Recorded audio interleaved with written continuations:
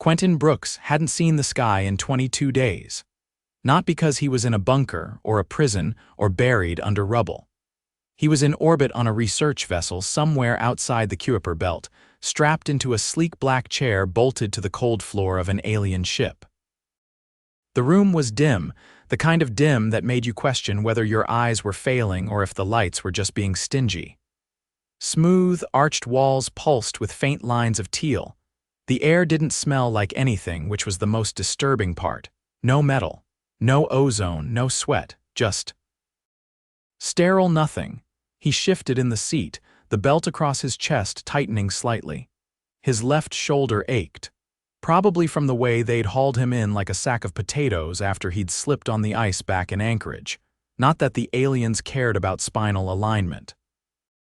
A door hissed open behind him. Not a squeak or a creak, just a clean hiss like steam escaping a kettle. He turned his head. It entered, tall, slender, skin the color of dirty snow. Its limbs were too long, its head too narrow. No visible mouth. Two black eyes like polished obsidian stared at him, unblinking. Quentin Brooks, it said. Its voice was flat, synthesized, like it was being translated through a radio with dying batteries. "That's me," Quentin replied, voice hoarse. He hadn't spoken to a soul in almost 3 days. "I am Vierks. I am authorized to initiate cognitive interfacing." It approached, holding a metallic orb the size of a grapefruit. The orb pulsed faintly. Quentin narrowed his eyes. "Cognitive what now? We will read your mind." "Yeah, I figured that." "But is there, like, a waiver I'm supposed to sign?" Vierks didn't pause. It placed the orb against Quentin's temple. Cold, it pulsed once more, then sank into quiet stillness. The moment the interface began, Quentin's breath caught. He felt pressured. As if someone had cracked his skull open just enough to pour in warm water. His memories rippled to the surface unasked, unfiltered. He saw his sister fallen crying in the hospital lobby the day their mother died. He saw his dog Leo running in circles in the snow, barking at a snowman that looked vaguely like Abraham Lincoln. He saw the first time he broke his arm falling from a tree, the way his dad panicked and drove him to the ER with one hand on the wheel and the other gripping Quentin's wrist, repeating you're okay," like a mantra. He tried to push it back, to hold the memories down, but the orb tugged harder. Vierks staggered. Quentin blinked. "You good?" Vierks didn't reply. Its elongated hands clutched at its head and the orb clattered to the floor. A low hum built up in the room, rising in frequency. Vierks let out a sharp, guttural noise and collapsed onto the floor, limbs twitching. "Holy hell," Quentin muttered. The door hissed again. Another alien stepped in. This one was shorter, bulkier, and had a deep green hue to its skin. It glanced at Quentin, then at the quivering Vierks on the floor. "What happened?" it asked. "I don't know. He tried to read my mind and then just dropped." The second alien didn't move closer. "Impossible." Vierks has interfaced with over 1,000 species. "Well, I guess I'm special." It knelt beside Vierks, placing 2 fingers against its neck, or what passed for one. "His neural pattern is unstable, emotional breach. He's overwhelmed." Quentin blinked. "Overwhelmed from what?" "I didn't even think about anything that bad. You are human. Your emotional spectrum is erratic, excessive, and compressed. You feel too much in too little time." "I mean, yeah, that's kind of our thing." The alien stood and turned to leave. "Do not move." "Pretty sure I can't," Quentin muttered. Alone again, he exhaled slowly. The orb still lay on the floor, a tiny dent in its side. He stared at it, then closed his eyes. Hours passed.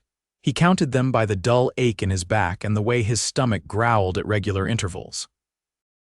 At some point, the door opened again. This time, a third alien entered, taller than the second, broad-shouldered, with intricate patterns etched into its face. Its eyes were silvery. "I am Commander Zelan," it said. "You are not to be harmed. That's comforting. We did not anticipate the density of your emotional encoding. I didn't anticipate being kidnapped by space therapists." Zelan approached. "What did you feel when the link was active?" "Everything. Memories, grief, joy, guilt. It was like someone turned the volume up on my whole life." Zelen nodded. Your species is compressed. You experience in decades what our kind may take centuries to process. Well, we don't get centuries. Zelen looked down at the orb. You are not a soldier, not a diplomat. Yet you carry pain as if on a battlefield. That's just life, man. Another silence fell. We wish to understand you better, Zelen said. You sure? Your friend looked like he had a seizure from just taking a peek. Your mind is informing. But we will proceed cautiously. You're gonna try again, Zelen didn't answer. Instead, it gestured toward the wall. A panel slid open, revealing a narrow room lined with what looked like medical equipment. Quentin's restraints released with a hiss. He stood slowly. His legs shook, knees buckling. Zelen caught his arm. You are weak. No kidding. They led him into the room and helped him onto a padded table. A machine hovered nearby, scanning him with a soft blue light. You have torn muscle along your left shoulder and signs of dehydration, Zelen noted. Yeah, maybe don't drag people around by one arm next time, Zelen didn't respond. A patch of warm gel was applied to his shoulder. The pain dulled but didn't vanish. Are you going to try reading my mind again? Quentin asked. No. We will observe. Over the next few days at least, from what Quentin could track, he was subjected to an odd routine. No more mind probing, but endless questions. Zelen would sit across from him, occasionally joined by others, and ask him to explain what specific emotions felt like. Not abstractly personally. What does guilt feel like? Like a weight on your chest, like you're carrying someone else's pain and can't put it down. What does nostalgia feel like? Like warmth in your stomach and a lump in your throat, all at once. The aliens listened, recorded, and nodded. Some sessions left Quentin drained. Others made him laugh.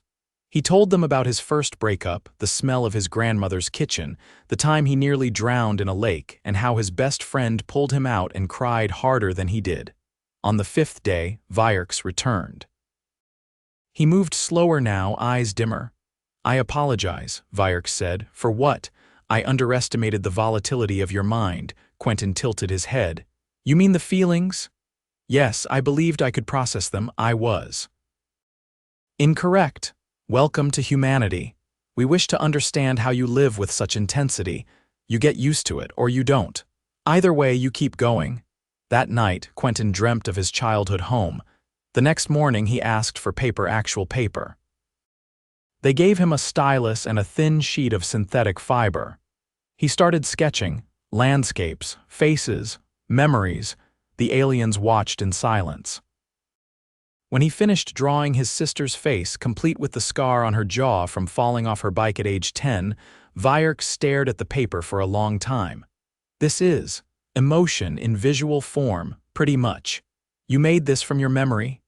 Yeah, Vierks remained still. I believe I understand now, not the emotions themselves, but the desire to express them. That's a start. In the following days, Quentin was allowed to roam parts of the ship. Zelen accompanied him.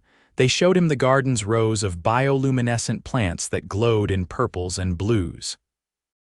He told Zelen about earth trees, the way autumn leaves smelled, the crunch of frost under boots. Vierks never attempted another mind link.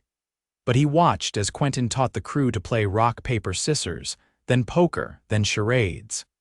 The aliens struggled with expressions, but they tried. One day, Quentin told them about his mother's funeral. He told them how she looked peaceful in the casket, how he couldn't cry until the next morning when he dropped a mug she had given him. It shattered, and something inside him did too. Vierks left the room that day without speaking.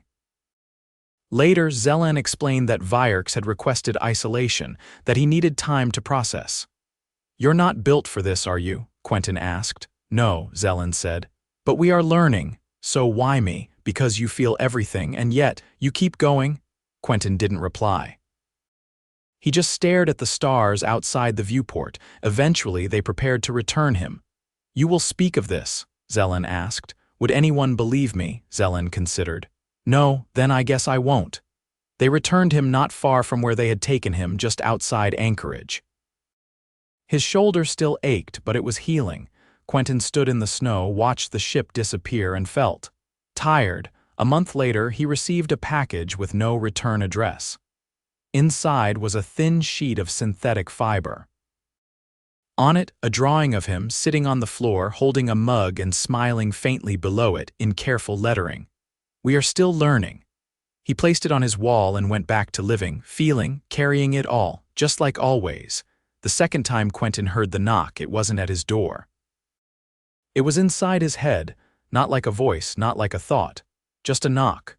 3 soft taps spaced evenly.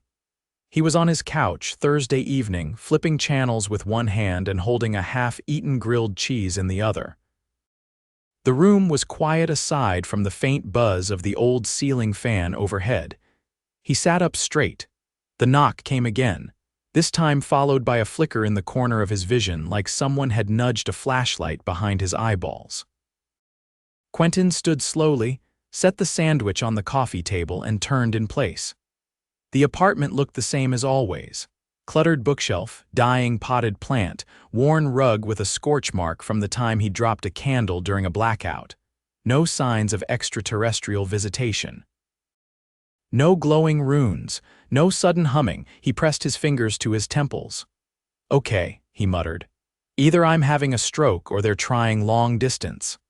The knock returned, but this time it came with a sudden pressure in his sinuses, like hitting altitude too fast on a flight. He staggered to the sink, splashed water on his face, and then, just as he looked up into the mirror, the reflection blinked out. For a fraction of a second, he saw Vyrex's face instead of his own. Black eyes, pale skin, unreadable expression, then it was gone. Quentin stumbled back, knocking over the trash can. The room was silent again. He didn't sleep that night. Every time he shut his eyes, he felt like someone else was trying to peek through. No words, no images, just presence. By morning, he was on a bus to the coast. He didn't know why. Instinct, maybe, or paranoia. The ride was uneventful, aside from a man in the backseat arguing loudly with his phone about frozen shrimp. Quentin ignored it. He stared out the window, watching the trees blur by, waiting for the tapping to return. It didn't, not until he stepped off the bus. There, in the damp air near the harbor, it came again. Not in his head this time, but in his chest. A thud, then another. Not like a heartbeat, more like a signal, a rhythm he didn't recognize but couldn't ignore. He followed it down the boardwalk, past the bait shop, toward the boathouse with the peeling red paint and sagging roof. The door was cracked open. He pushed it. Inside, dust floated in narrow beams of sunlight slicing through the shutters. Nets hung from the rafters. A gull squawked outside, then fell silent. Vyrex stood in the center of the room. No ship, no crew, just him. He looked smaller than before. "You're not supposed to be here," Quentin said. "I came alone."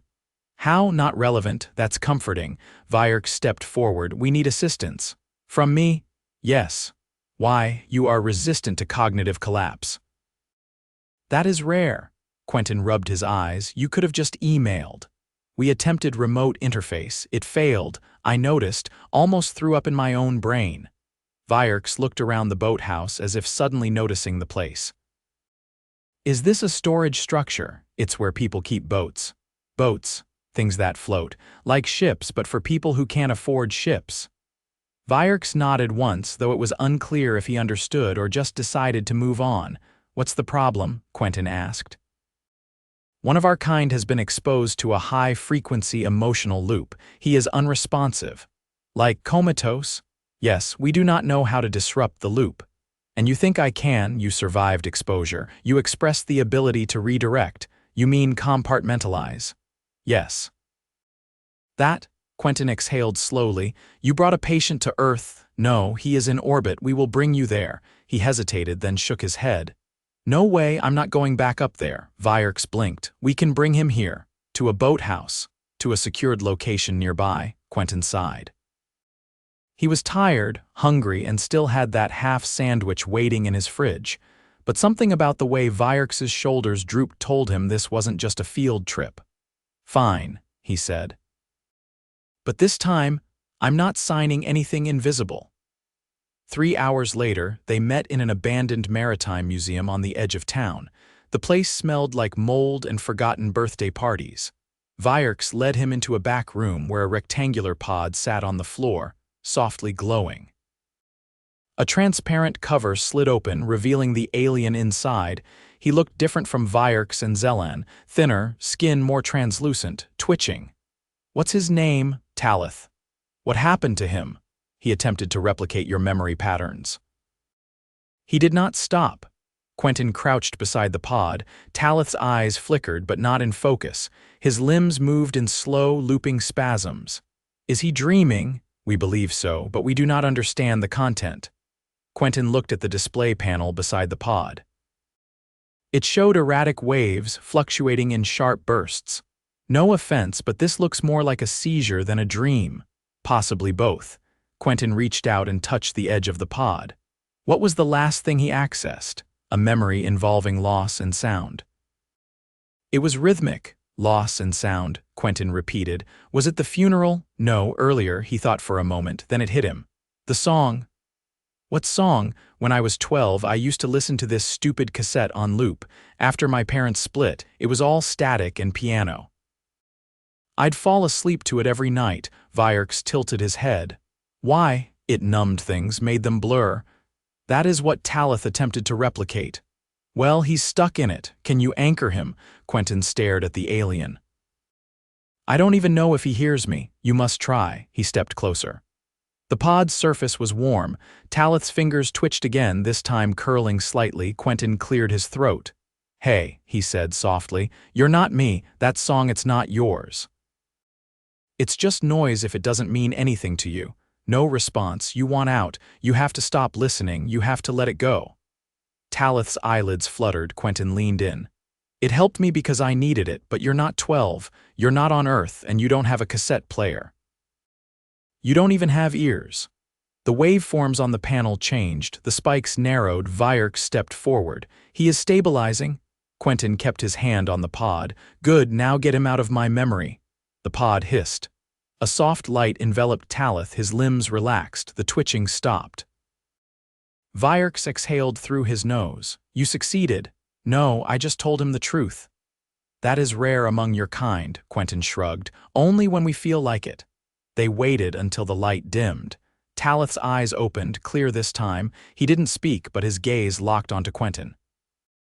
Then he nodded, just once. Quentin nodded back. Afterward, Vyerks walked him back toward the exit. The hallway was narrow, lined with faded posters of fishing vessels and sea monsters.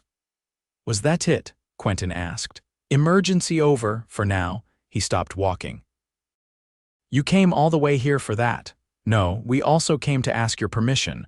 "For what?" "To study your coping strategies in depth." "That sounds suspiciously close to therapy." "It is not therapy, it is curiosity." Quentin leaned against the wall. "What if I say no? Then we will leave." "But others may follow." He rubbed his jaw. "And if I say yes, we will listen, only listen." He chuckled.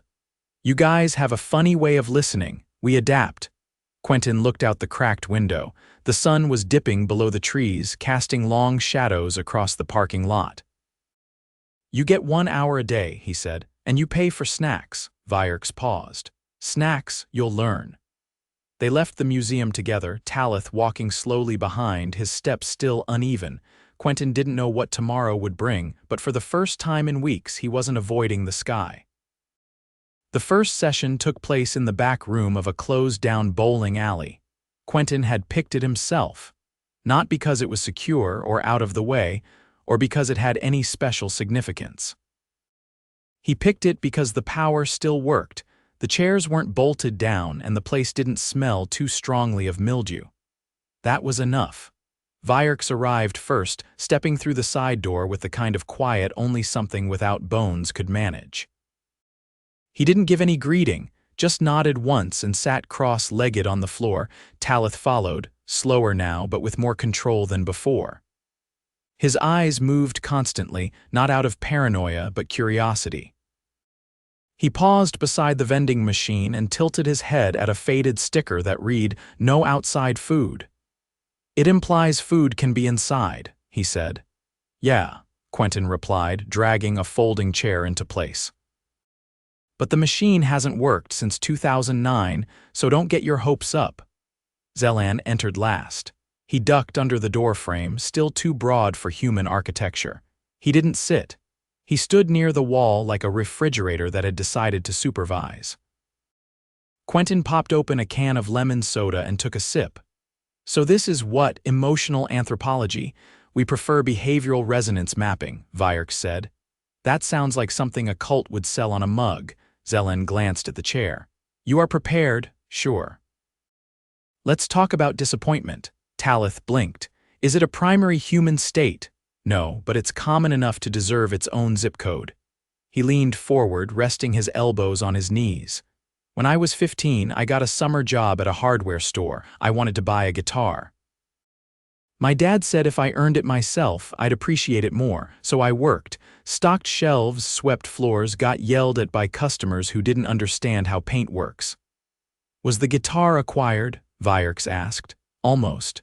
2 months in, I had the money.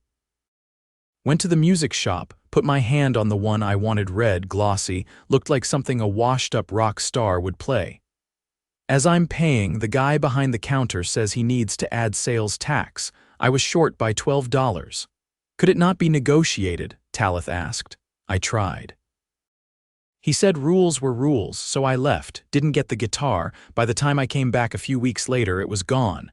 They sat with that for a moment. That was your disappointment? Vierks asked. No, my disappointment was realizing my dad was right. Talith tilted his head. You appreciated it more. I appreciated disappointment more, that it wasn't always about failing, sometimes it was just about timing or rules or someone else's idea of fairness. Zelen stepped forward. Did you later acquire a guitar?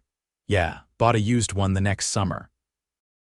Sounded like it had been chewed on by raccoons, but it played. Quentin cracked his knuckles. Your turn. Tell me something that feels like disappointment to you. Vierks's eyes dimmed slightly. I once studied a singularity for 84 years. When it finally collapsed, it emitted no data. That's it. I had expected illumination. I received emptiness. Congratulations, Quentin said. You've just described dating in your 20s. Talith stood and walked slowly around the room. He stopped beside a faded poster advertising Glow Bowl Fridays. His fingers hovered just above the paper. I attempted to mimic a human dream again, he said. Vierks turned sharply. You were instructed not to. I used a filtered algorithm, no direct link. Quentin leaned back. What did you see? A hallway with no end, fluorescent lights, doors on either side, none opened. That's a stress dream, very common. What is its function? It doesn't have one. It's your brain trying to alphabetize panic. Zelen paced once, then stopped. You said earlier that humans continue despite emotional strain. What prevents collapse? Sometimes it's stubbornness, sometimes it's spite, sometimes it's a friend calling at just the right moment. There's no formula. But there must be a unifying factor, Vierks replied. Maybe. We want to matter, that's the thread. Even when everything's on fire, we still want to be seen. Zelen crossed his arms. That is inefficient. Welcome to Earth. They sat in silence for a few breaths. The distant thunk of a loose ceiling tile shifting in the wind echoed faintly. Talith moved to sit beside Quentin. What is grief like after time has passed? Quieter, but sharper, like stepping on a thorn you forgot was there. Does it fade? No, you just grow around it, the alien's hands folded in his lap. We do not grow that way. Then you're lucky, Quentin said. Or maybe you're not. Vierks reached into the small satchel slung over his shoulder, a new edition, apparently borrowed from a tourist shop somewhere, and pulled out a small black cube. He placed it on the floor between them. This records emotional signatures. We wish to capture the tone of your voice while recounting a core memory. Which one? Any that defines the way you continue. Quentin blinked. You're really not letting me off easy, huh? No. He leaned back, took a deep breath, and stared at the water-stained tiles above him. When I was 23, I had this friend, Lena. She was the kind of person who remembered birthdays she wasn't invited to, always had a pen. Always offered gum. He paused. She got sick, fast, the kind of sick that makes doctors frown in hallways. I visited her every day after work. One afternoon, she told me she didn't want to fight anymore. I asked her what that meant, and she said, I want to spend my last days enjoying things, not resisting them. He swallowed. So we made a list. Things she wanted to do. We ticked off 27 of them. On the last one, we drove out to this lake middle of nowhere. She wanted to see the stars. We laid on the hood of my car. She was wearing this ridiculous scarf covered in cartoon frogs. Vierks didn't move, neither did Zelen. She died 2 weeks later. The cube pulsed once, then went still. Did completing the list help? Talith asked. No, Quentin said. But it gave me something to hold onto. That wasn't just the ending. They didn't speak for a long stretch. Eventually, Vierks reached out and picked up the cube. It will take time to analyze. Take all the time you want. Zelen stepped toward the door. We have what we need. Talith didn't follow. He stayed seated beside Quentin. Why do you still talk to us? He asked. Because you're trying. Most people don't. Vierks gave a short nod, then turned and walked out without another word. Zelen followed. Talith stood last. He lingered near the door. You said earlier that grief stays. How do you make space for new emotion? You don't, Quentin replied. You carry both. That's the trick. Talith looked at the vending machine again, then stepped outside without speaking. Quentin remained in the chair, arms folded, watching the dust settle in the rays of light overhead. He didn't feel lighter. But he didn't feel alone either. An hour later, he locked the place up and walked home. That night, no tapping in his head, no flickers in the mirror, just sleep. And for once, no dreams with endless hallways.